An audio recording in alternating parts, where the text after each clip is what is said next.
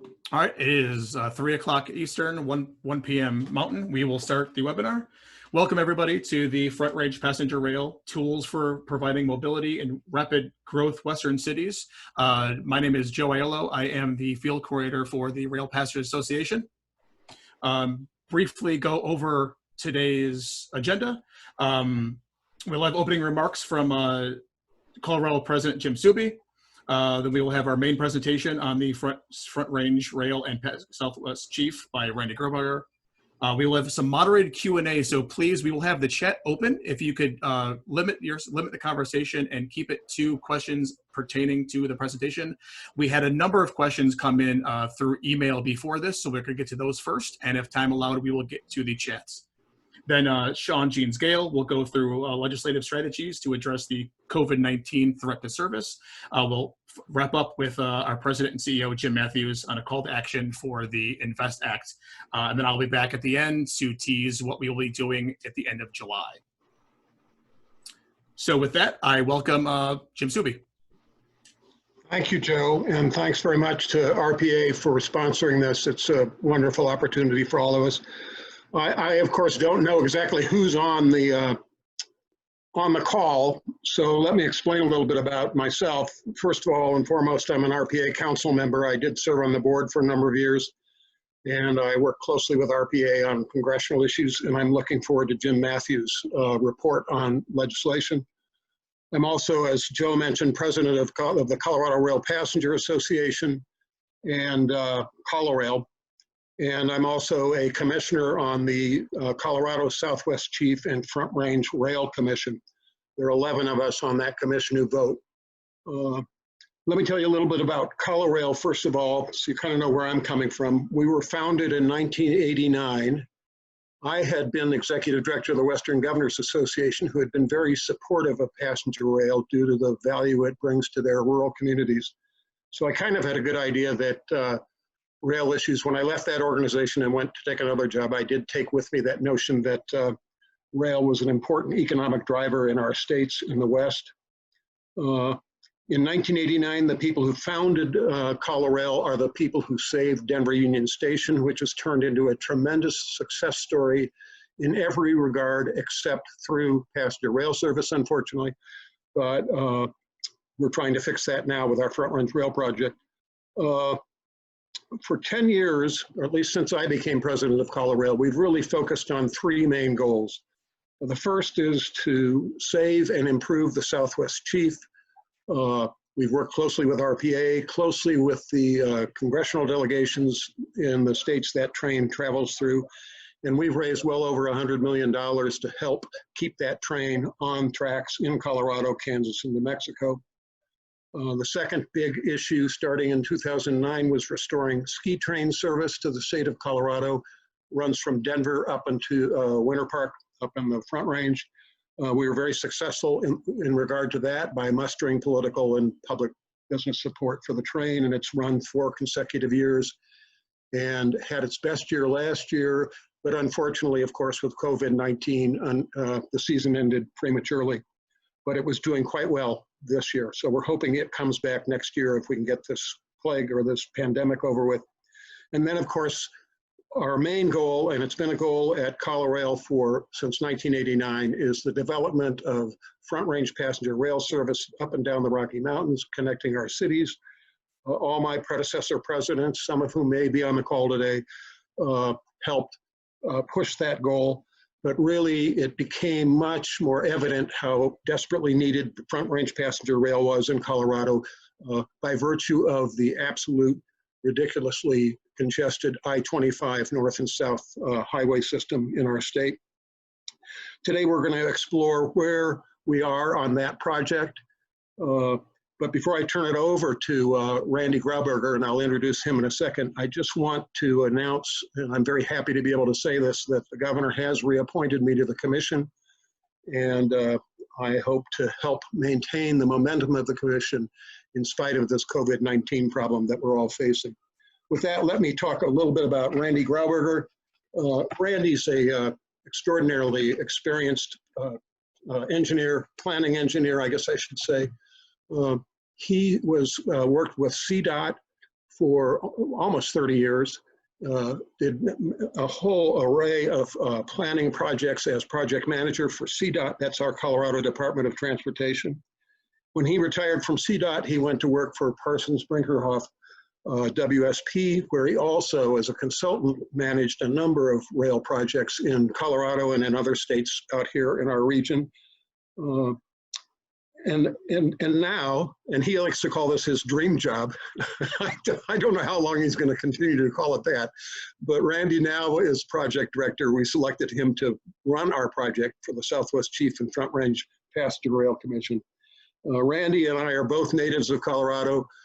I've enjoyed his company through these projects I mentioned, and especially since he took over the project for our commission. And I'm just delighted that he can make this presentation today. So let me turn it over to you, Randy.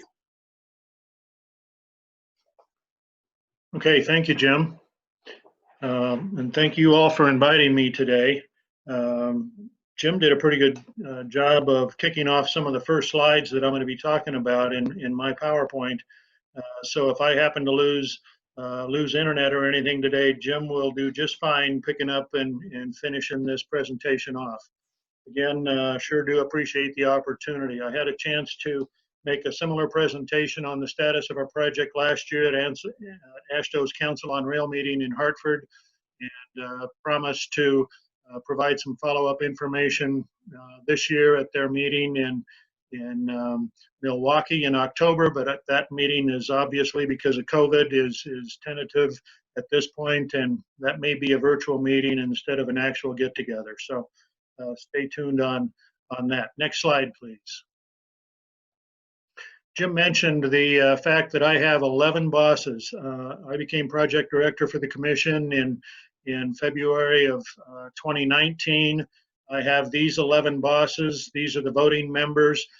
A couple keys here. We do have representatives from both BNSF and UP. I think that was really smart when the legislature created the commission in 2017 to add the Class 1 railroads right onto the commission with voting status. We also have the four MPOs that are up and down the Front Range, North Front Range, Denver Regional Council of Governments, the Pikes Peak Area Council of Governments, and the Colorado Springs area, and also Pueblo. And we also have a couple rail advocate representatives. As Jim said, he was just reappointed to his position on the commission, and I'm really thankful for the governor's support of the commission. All three of the representatives that were up this time were either appointed or reappointed. One significant change, this slide shows Pete Rickershauser as the BNSF Railway representative. Pete is retiring, and Pete is actually going to be replaced by DJ Mitchell, who is Vice President of Passenger Rail Operations for the entire BNSF network. So we hate to lose Pete, but we're really excited about DJ coming on board. Next slide, please. As Jim said, the commission was created back in 2017 by the state legislature, and its primary purposes are basically twofold. He mentioned the first, which is preserving Amtrak's Southwest Chief across southeast Colorado. That has been going on since 2014, actually, when a predecessor commission was created just to save the Southwest Chief. Again, because of the success of that commission and our neighboring states in New Mexico, Kansas, BNSF, and Amtrak, we've been successful in obtaining numerous grants, federal grants, to upgrade the infrastructure on the Chief and make sure that that service continues as we know it today. The couple other charges for the commission and related to the Chief, and I'll get into that in a little more detail, but we're on the process of doing a study to look at extending the Chief from La Junta on into Pueblo and up to Colorado Springs. And then also in the future, we'll be considering a total reroute of the Chief through La Junta, Pueblo, south down to Trinidad by way of Walsenburg. And then lastly, and as Jim mentioned, probably the most visible element of the commission's charge is facilitating the development of front range passenger rail service. Next slide, please. This is the vision of the current study. We hired a consulting team back in August and have been moving full steam ahead ever since then. This preliminary vision was approved by the commission. And I'll let you read it here, but obviously the purpose is to create front range passenger rail in a 180-mile corridor from Pueblo to Fort Collins. One of the key things that we're talking about is providing a transportation option in the I-25 corridor. Jim mentioned how bad the congestion is on I-25. The Front Range of Colorado is expected to have an additional 3 million people in the corridor in the next 20 years. And an additional lane or two on I-25 certainly isn't going to handle that. So our proposal is to create a backbone of front range transportation that would connect existing and future transit options up and down the state and throughout the region. Next slide.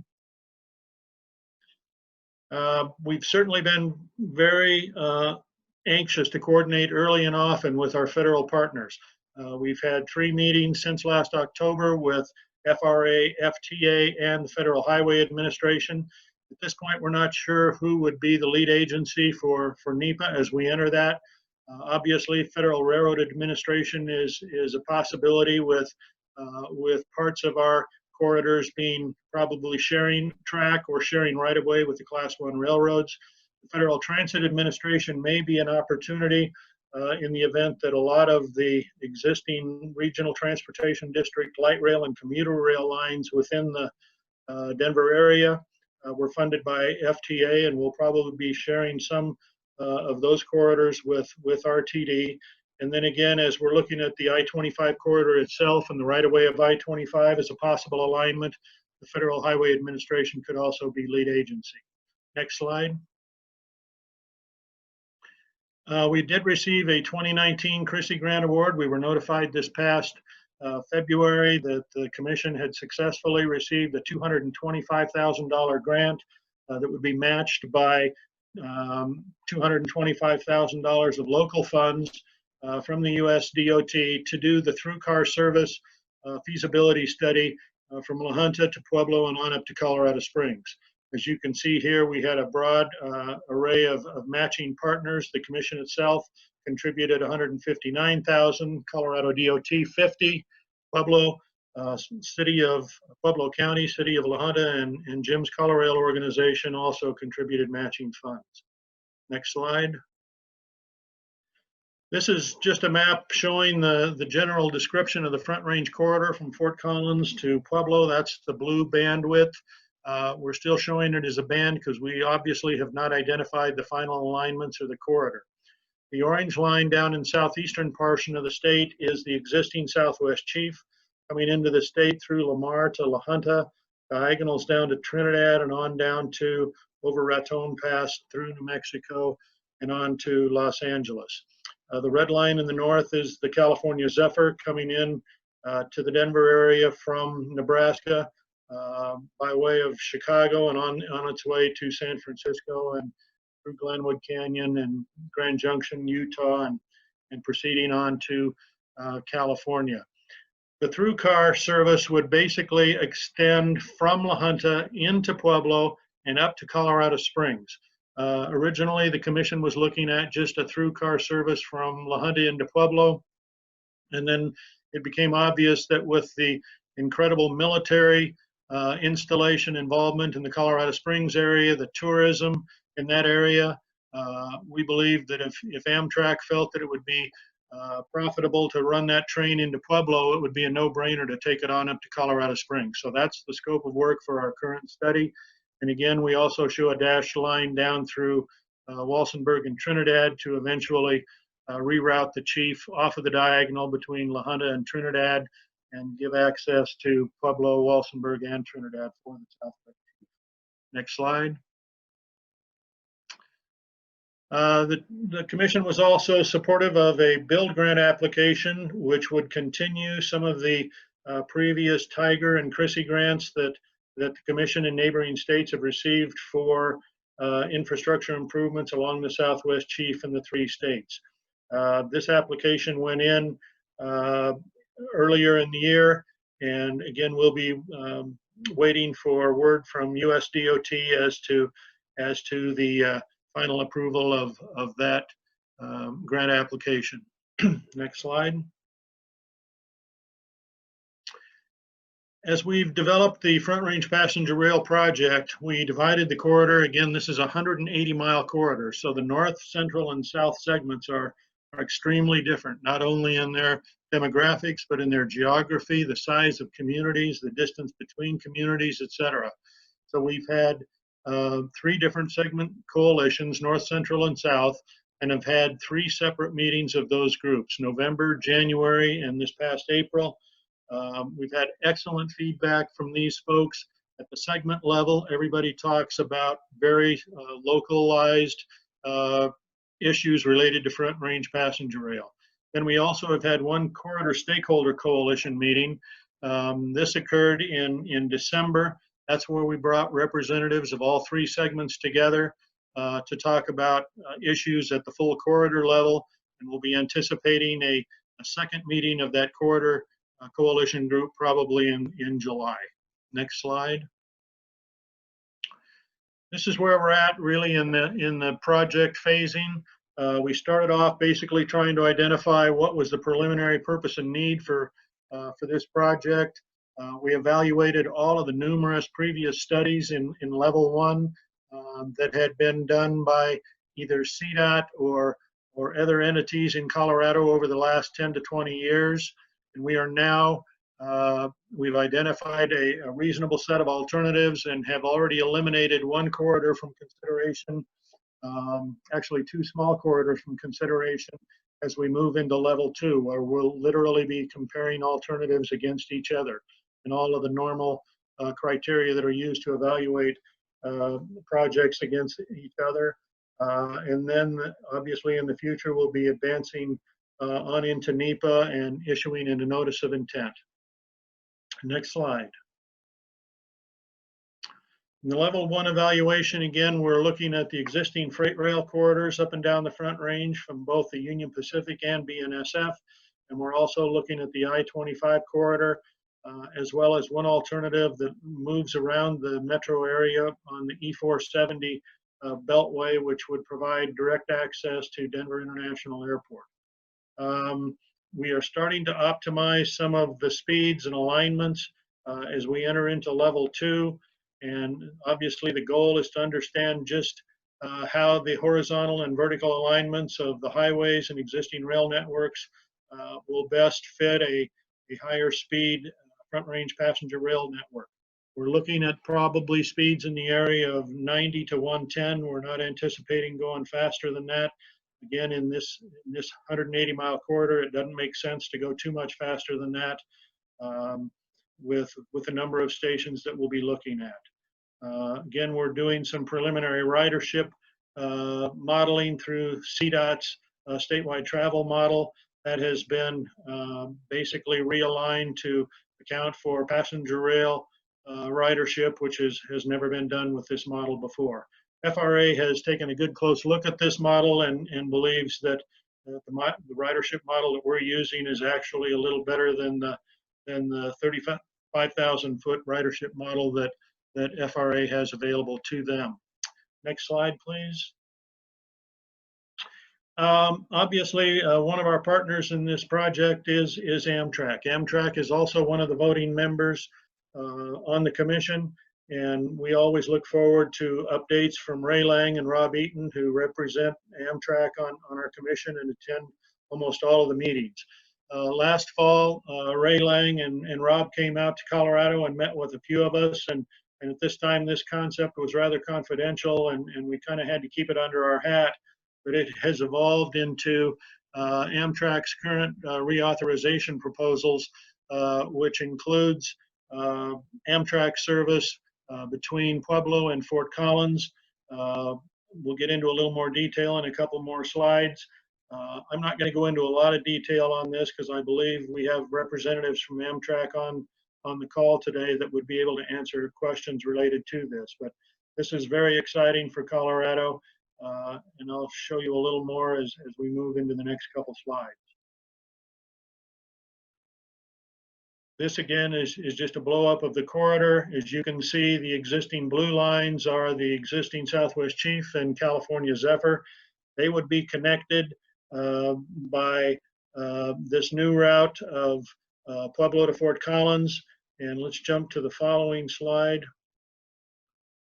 Amtrak's initial proposal, and this is again very conceptual, but they actually are anticipating 3 daily trips from Pueblo to Fort Collins and 3 southbound trips from Fort Collins down to Pueblo as well. Again, these times are all conceptual, and we'll have to do some rail traffic controller, rail simulation modeling, before these times and station locations would actually be finalized. But the opportunity to have Amtrak provide this kind of service through their new legislative proposals in the state is very exciting. We're looking forward to Amtrak coming out and having a meeting with the Governor Polis, with the Rail Commission and CDOT to talk about this proposal in more detail here in the near future. Next slide. Again, this is just sort of a summary of some of the stakeholder engagement that we have done in terms of surveys. Last summer through September, we put an online survey out in which 95% of the respondents indicated that they believe that Front Range passenger rail service would help transportation needs along the Front Range. 92% said they would be interested in using the service if it were available. Then in October, the commission commissioned a survey through a couple of very highly respected polling companies within the Denver metropolitan area. This survey looked at 600 telephone responses in Front Range counties all the way from Fort Collins to Pueblo over a 4-day period in the month of October. 85% said they supported Front Range passenger rail as a mode of transportation for the Front Range corridor. The last and most interesting number is the one on the bottom. This was the tough question. 61% said they would support a sales tax increase to fund a Front Range passenger rail project that would have regularly scheduled service between Fort Collins and Pueblo at an estimated cost of $5 billion. Only 27% said they opposed that. The state had just the previous November turned down a multi-billion-dollar transportation initiative in which sales tax would have been the funding scenario for that for highway purposes. So in 11 months, we did another poll and 61% said they would support and only 27% oppose. The pollsters that did this work, when they made this presentation to the commission, they said they were shocked at the positivity of this project along the Front Range. As Jim said, I think we can all basically attribute that to the incredible congestion along I-25 all the way from Colorado Springs up to Fort Collins. The variability in the travel time and peak hours in that stretch is easily 30 to 45 minutes a day, depending on accidents. And I think the population in the Front Range understands that with 3 million more folks joining us in the next 20 years, we absolutely need Front Range passenger rail. Next slide. And that is it, ladies and gentlemen. So I'm going to stop there and open it up to any questions that you may have. Hey, Randy, thanks. Listen, let me run through a couple of questions that were sent in by registrants in advance. And then I will turn it over for just open Q&A, but this maybe will warm everybody up. 2 of them concern, Pueblo, actually all of them to some extent concern the southern end of the route, Pueblo. One, what is the plan for a station in Pueblo? The historic Pueblo Union Depot, built in 1898, is now privately owned, renovated, repurposed to an events venue and office spaces, but it's still a magnificent building on the National Register of Historic Places. Why isn't, do you want to comment on that first and what's going on in Pueblo, I guess would be the. Absolutely. Jim, actually the city and county of Pueblo have initiated a station area plan for the Pueblo vicinity. This came about because of the through car project that the Rail Commission was doing, and now it's also serving to evaluate possibilities for Front Range passenger rail as well. The historic Union Depot is one of 3 sites that were originally looked at. Through public input, that number went up to 5 sites, and it has now been screened down to two locations, and one of those two locations is the existing depot site. The Rail Commission has its monthly meeting this Friday, and the consulting team that's doing that study is going to make a presentation on those two remaining sites to the Front Range Passenger Rail Commission this following Friday. However, you're right, the Pueblo, the existing station is a beautiful facility, and there's a lot of public sentiment within Pueblo to keep that as the location. But there is one other location that the railroads and the consultant teams and the folks in Pueblo are also pretty excited about. So stay tuned with more information on that. Yeah, let me make one comment on that. Thanks, Randy.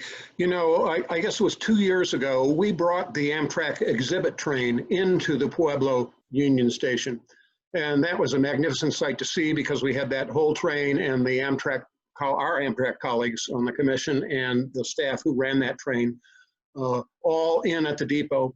So we know, in spite of the complications of rail service in and out of Pueblo, we know we can get in and out of there.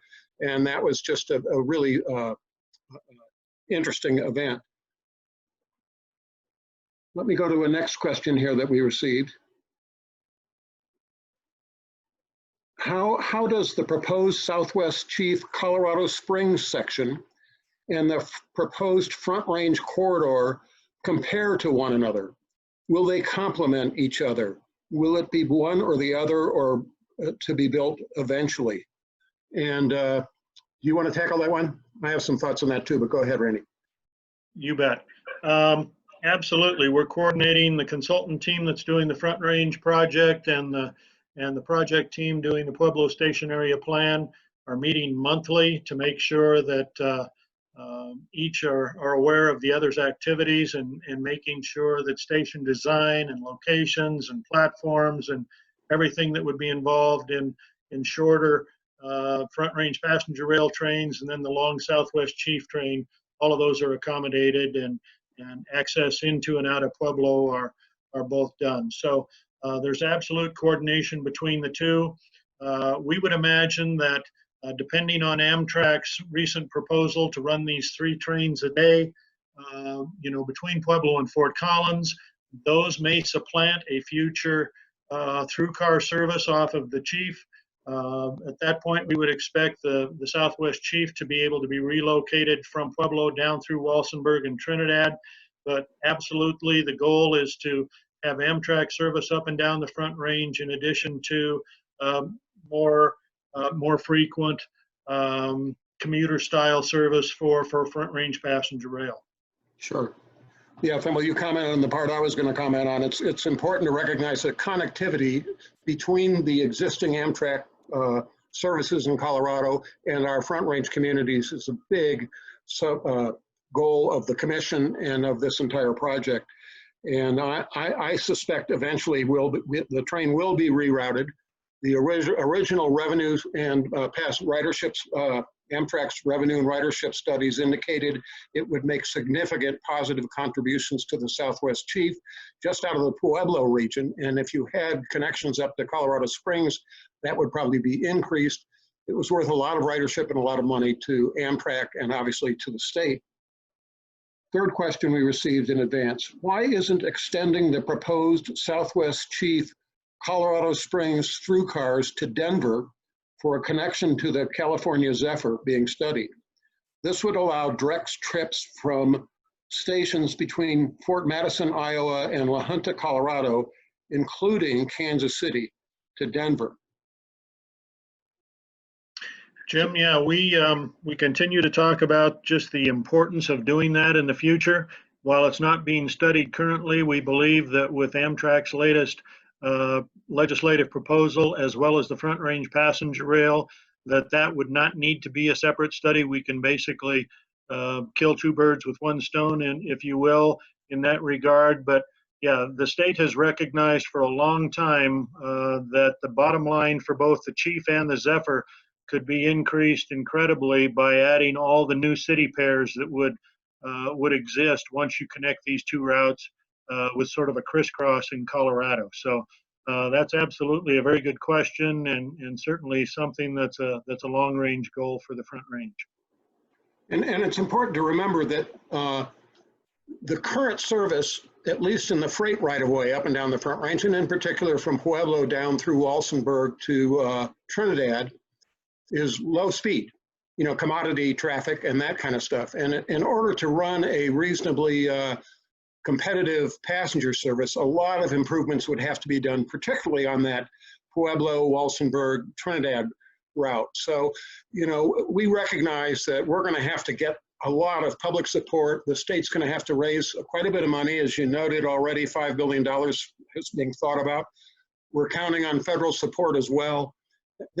Everybody on this call knows these are not inexpensive projects. So we have to phase this in a way that we can prove this system really works to the public, and then we can move forward and extend it from the Wyoming border all the way down to Trinidad. But the legislature initially called for Fort Collins to Pueblo, and then they said study the reroute and determine if it's feasible. And we've raised some money to at least do the through car segment. And we will, of course, continue to look at those options because they really then do make this a regional service. I'm going to turn I don't know if Mike is on the call now, but those were the 3 questions we had received in advance. I don't have the others. Maybe Joe has. I do. I'm actually going to ask Sean Jeans Gale to join us as well. There was a regional question that came in, and maybe Randy, you can chime in as well. The question is there any chance to get Amtrak service on the southern route through Montana that was discontinued in the late 70s? I think that was more directed towards policy, but either Sean or Randy can take that. I'll let Sean take that one. Sure. And Joe, I saw some good questions coming in on the chat that were more directed at Colorado and the Front Range region. So we can hit those because I know there were some national issues that I want to be conscientious of Randy's time. There's been a lot of work. Missoula County commissioners are kind of trying to reinitiate that service. And we've seen some really positive steps at the federal level in the reauthorization process, where we've really dramatically upscaled the proposals for the grant money that would fund those kinds of service restorations. The problem with the southern Montana route is the state of Montana is really not that interested in it. They have the Empire Builder. It's free for them right now because the federal government covers it. And so the idea of kind of marshaling capital costs and doing the kind of intensive corridor study that we've seen right here detailed before us on the Front Range, it's tough. And so whatever federal program you put together, it's really going to prioritize corridors where there's not only state support, obviously, but multi-state support. So where you would have North Dakota and Washington coming in and helping pay for additional equipment, the upgrades to track. So they've made progress, but there's a long way to go. And passing the Invest in America Act is going to be the kind of the first step we need to take, which I'll talk about more later. And Sean, this is Jim. The question didn't bother me because we always talk about that broader vision of linking our region north and south, and doing it mid-continent, or at least Rocky Mountain Front Range. So it's a valid concern, but I think, and we've met with Barry and the others in Montana in the past, at RPA meetings, and we love to consider that. And we consider El Paso, Texas, and all the rest. We can see linkages all up and down. As I said, connectivity is very important. But we've got to stay focused on what we can deliver and what the market will support so that we can maintain strong both public and congressional support. So that's another way to look at it. Actually, this kind of follows the same theme. And this will be for Randy and Jim. Any consideration to extending the proposed Front Range service, for commuter service or through Amtrak, north to Cheyenne or south to Albuquerque, linking the entire region? Yeah, I'll start with that. Go ahead, Randy. We obviously have been in conversations with the folks in Wyoming now for a couple years. A contingent came down to a rail commission meeting probably 2 to 3 years ago and indicated they were very interested in connecting Cheyenne and other parts of Wyoming down to the Front Range when this network was built out. And the commission immediately made them non-voting members of the commission. So we do have the, I think Dale Steenbergen is the president of the Cheyenne Chamber of Commerce, and he's a non-voting member on the commission. So we're only looking at not in this first study. That first study, as Jim indicated, and I reiterated, is Pueblo to Fort Collins, but we're making sure that at the Fort Collins end, we don't preclude on any future connections to Cheyenne, and the same thing in the south. We're making sure that all of the station improvements being proposed for whatever station location is selected in Pueblo connects down to the south so that the chief can move directly down through Walsenburg and Trinidad, and eventually link on down to the Rail Runner and the New Mexico communities of Santa Fe and Albuquerque. Thanks. Another question came in. Would not an alignment along E740 completely bypass Denver Union Station? Yes, Yes, that's true. and Yeah. that's a big political question. If we, to get a state ballot measure passed, since we've already spent quite a bit of money to extend RTD's rail service out from Denver Union Station to DIA, as an advocate, I have to say, geez, I don't know if people will vote twice to put rail into Denver International Airport, but we haven't finished the analysis yet. So we don't know. Maybe it would be a tremendous advantage to the service. We just don't know the answer to that. There are competing concerns. For example, the Springs, people in the Springs, I'm not going to say the Springs is a governmental entity, but people in the Springs have been concerned that their airport would lose business if suddenly you could take a train up to DIA, an international airport serving, Tokyo and Beijing and all the rest. So, it sounds like a straightforward question, but there are a lot of political implications and financial implications of where this final alignment goes. So all of that is being analyzed. Right. I'll just add to that, the alignment around E470 on the Eastern Beltway, that was part of a study that was done when the Obama administration came out with their high-speed rail funding back, I think, in 2014. That was called an interregional connectivity study, and they literally were looking at 180 to 220 mile-an-hour trains.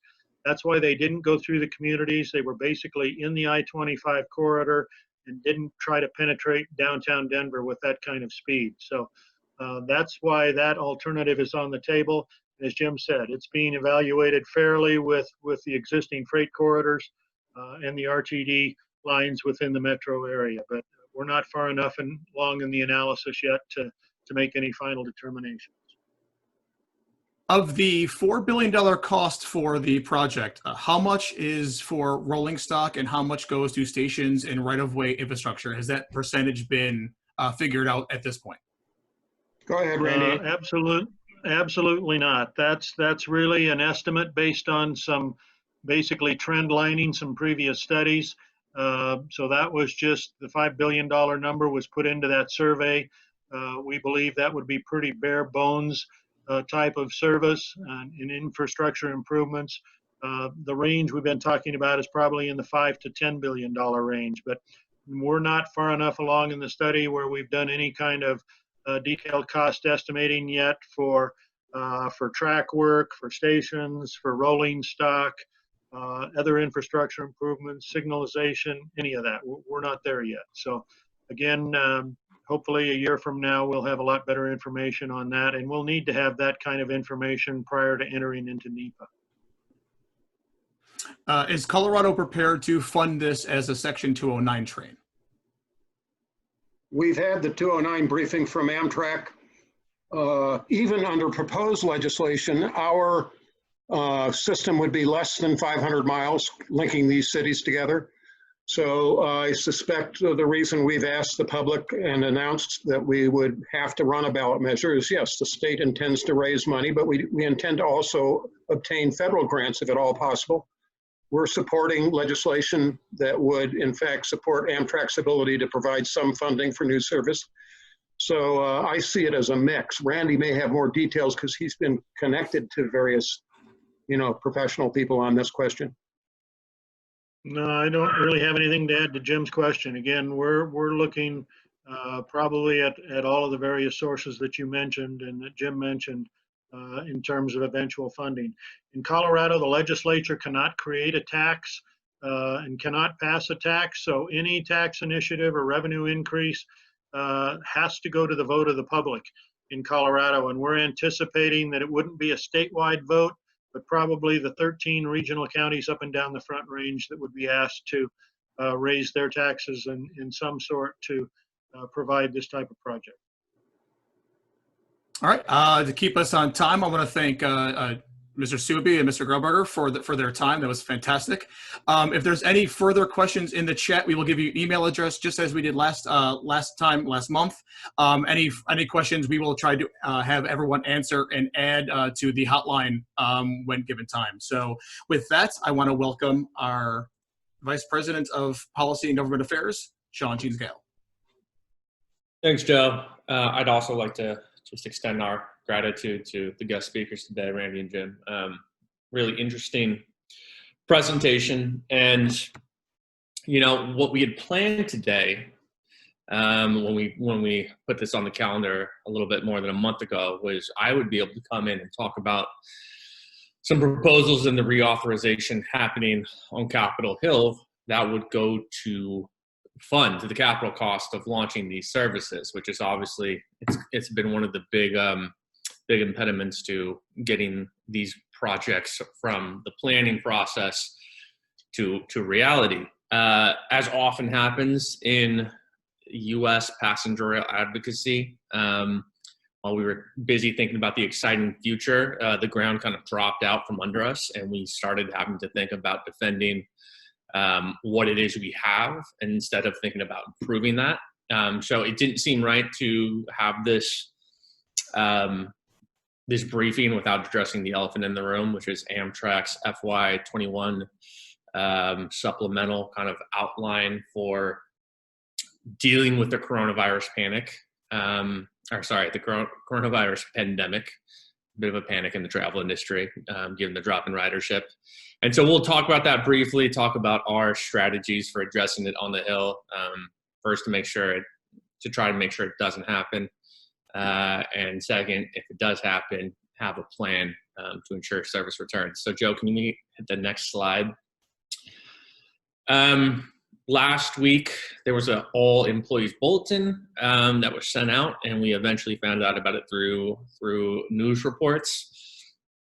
And then Amtrak eventually did reach out to us and let us know kind of the broad outlines. But in response to the system-wide drop in ridership, which in May was as much by 95% and slowly crawled back,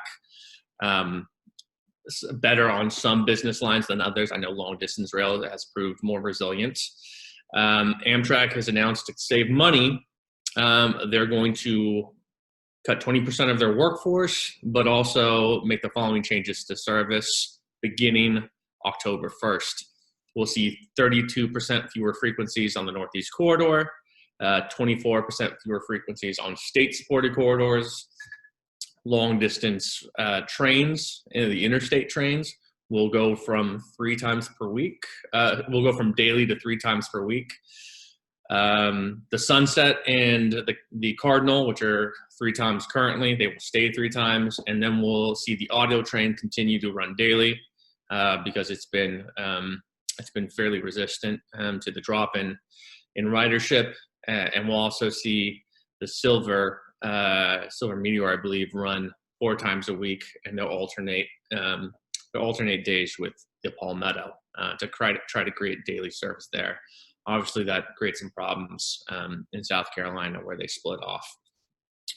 I saw some questions in the chat box about what specifically the schedule is going to be, how they're going to maintain connections. We don't know the answer. I don't think Amtrak. I don't think everyone at Amtrak knows the answer. Maybe someone does.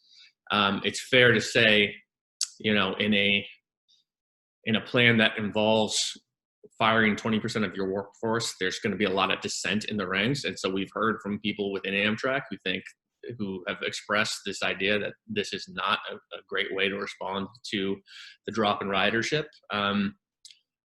Our position is that, Amtrak is an essential service, and Amtrak ought to treat itself like an essential service when it goes to Congress. We wanted, I'm going to Monday morning quarterback Amtrak's response to this, this kind of unprecedented drop in ridership. But, our preference would have been for Amtrak to go to Congress and say, here is what it would take to maintain an essential level of service across the entire network. We know there's going to be reductions in state-supported, with what's happening at the state budget level. We know that the Northeast Corridor isn't going to maintain full levels of service, given what's happened with the business travel.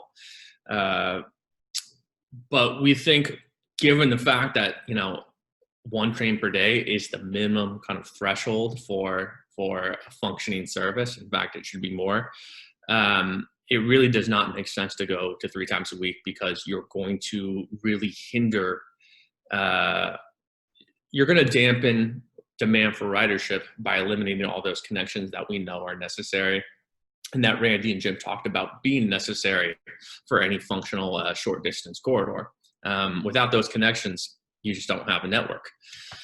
So that being said, for as much as I'm going to criticize Amtrak here, it's important for us as advocates to remember they are facing a real crisis here. We disagree with them on a lot of their accounting towards the long distance trains and how they allocate those fixed costs across the network. But there's no kind of accounting. There's no accounting system that will let you get through this without cutting some costs here. And so they're asking for an extra $1.5 billion rounded up from Congress to do the reductions in service, which will be temporary. And it's important to realize that if they don't get that money from Congress, things could be a lot worse at the end of this. We have seen state budgets really crater in terms of the revenue they receive. And so the 28 state-supported services could very well be threatened in a very existential way. And we're concerned about that. And we're concerned about working with Congress and Amtrak to make sure those services come back when travel resumes. Which brings me to my second critique of Amtrak's plan, which is there was no plan for returning. We don't know any benchmarks. They just said as demand warrants, potentially by summer of 2021. But they didn't include what sort of benchmarks they would be using in terms of ridership, or whether it would be Amtrak specific, whether they would be using the transportation sector more broadly. And given what we've gone through with Amtrak over the last 3 years with the Southwest chief, with their comments on from Mr. Anderson saying he doesn't think all these long distance routes have a place in Amtrak's future, we're gonna work with Congress to make sure that there is oversight in any additional funds that Amtrak gets and in any authorization language that passes, to ensure that there's a plan, that it's not just up to Amtrak management's, internal conversations about when this service returns, if it does in fact go away. So Joe, can I get the next slide? We've already seen Congress produce some meaningful service protections in legislation that has passed recently. The Invest in America Act, which we've been very excited about as an association, they recognize that Amtrak is facing kind of unprecedented stresses on their revenue and ridership. And so they front-loaded a lot of the funding to ensure that Amtrak is able to kind of withstand the drop in ridership that is taking place across the country and across the transportation sector. So for the first 2 years, the Northeast Corridor and the national network are going to see elevated levels of federal financing, and then it kind of normalizes around year FY 2023, and you see it dramatically increased, but a little bit more of a plateau. Joe, can you get the next slide, please? But it's not just about the money. Given what has been happening with Amtrak management's lack of transparency in their decision making, we've worked with members of Congress who are equally unhappy, and I think the Southwest Chief was actually kind of a triggering event for a lot of these conversations about how there needs to be greater oversight from Congress and from appropriators, authorizers, and how Amtrak makes their network planning decisions. So, we saw them clarify to Amtrak that although you run as a for-profit entity, you are in fact providing public service, and your job is to provide reliable national intercity passenger rail service now and in the future. We saw a lot more interest in providing a national network voice on the Amtrak board, so there was a realignment, and there's going to be some dedicated slots for Amtrak served communities on the national network. We saw the elimination of a very unpopular policy proposal from Amtrak, which would have imposed mandatory arbitration. We saw Congress say, you're going to need to establish an Office of Community Outreach and increase transparency for how you deal with those Section 209 costs that we talked about earlier. It also gave Amtrak some really important tools to provide quality service. So Amtrak has really suffered through on-time performance issues because the Class 1s have been not living up to their legal obligation to give Amtrak trains preferential dispatching. And so Congress said, you have, the right of individual legal action as a company to go make sure that the freights are treating you like they're supposed to. And this seems like a small thing, but we heard about this from our members. Food and beverage, when you're on a long distance train, can be a very important thing. It's an important loss leader in bringing in new customers and making sure that these services are sustainable in the long term.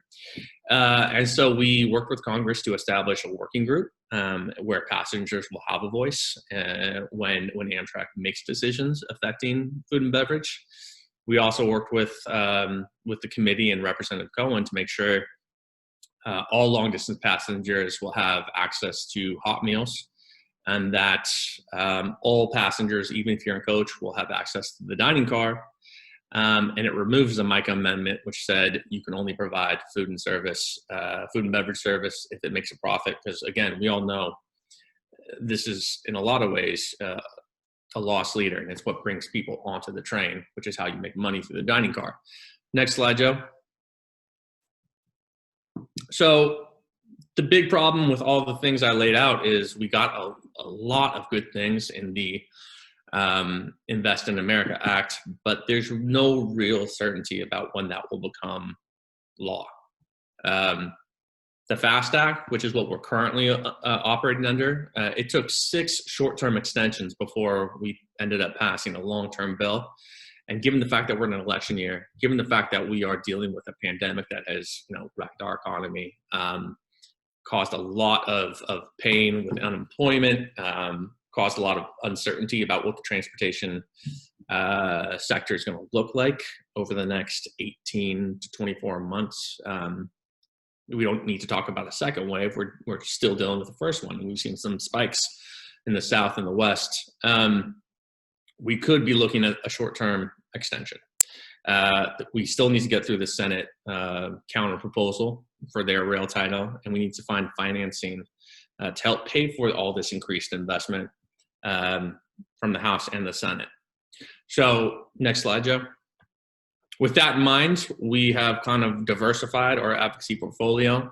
We're working with appropriators who are crafting this year's budget to make sure that there are guidelines for any Amtrak funding, both the regular appropriations, but also anything that might be on top of that, either included in the transportation and housing bill or through coronavirus relief legislation. We've gotten some good feedback from House and Senate members who are not happy that Amtrak is taking, $1 billion extra for as part of the CARES package to keep their workers employed, to keep the trains running, and then turned around and said, well, actually, that's not even going to last us through the rest of 2020. That's going to last us to October 1st. And so, we had actually 2 letters come out of the Senate, one with Senator Tester, one with Senator Daines. And there was, I think, about maybe a half dozen other senators who co-signed on to that. And both of those letters, which are addressed to Amtrak, they're saying, you need to treat this like an essential service. We need to know how much you're actually saving by suspending service, so that we can make the choice as appropriators whether we want to spend the extra money to keep those trains running. And we also need to know, do you have a plan, an actual concrete plan to bring service back online once coronavirus kind of recedes and we're able to get back onto enclosed spaces and travel in the country and everyone wants to go on vacation again next year. So we've had, good initial outreach on both of those fronts. I expect we will start to see some concrete language come out here very shortly. We're going to have a June 3rd vote for final passage in the House for the Invest in America Act. And mid to early July, we're starting to see some committee action for the transportation and housing budget bill. You're probably wondering, how can I help out? And for that, I'm going to hand it over to my boss, Jim Matthews. Joe, if you hit the next one, and I'll pass the baton here. Super, Sean. Thanks so much. Everyone, you should know, Sean and I have been tag teaming this effort really since last week when all of this broke.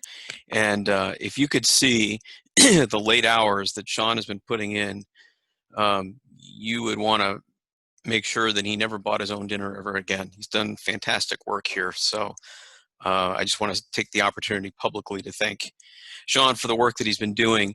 And we've been tag teaming throughout this presentation. In fact, the sign-on letters that Sean talked about, I'm sitting here monitoring the email traffic, and we literally are still hearing from Senate offices about potentially making the letters a little more bipartisan. Right now there's a Republican letter and a Democrat letter, but we're starting to see it perhaps be a little bit more bipartisan, and that'll be good.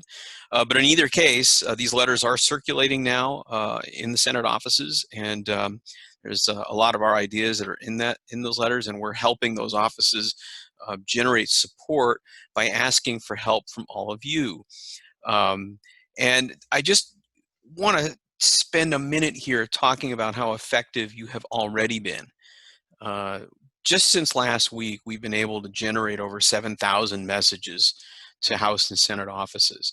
With a couple of exceptions, we have hit just about every Senate office, and we've hit a huge number of House offices. And that's just, that's all of you just responding to our voter voice emails that go out, our take action emails that go out. All of those make a difference. They really do. As Sean said, we have votes scheduled on H.R. 2, the Invest in America Act, between June 30th and July the 2nd. We may do some voter voice work around that as well, but one of the most effective things you can do is to call the Capitol. That's the switchboard number. We've put it up there for you, 202-224-3121.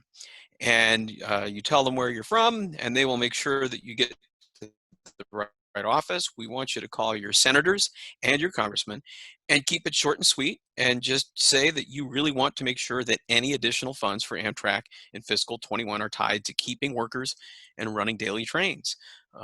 And again, just hearing from all of you makes an enormous difference in the energy that these offices devote to pushing back on these issues.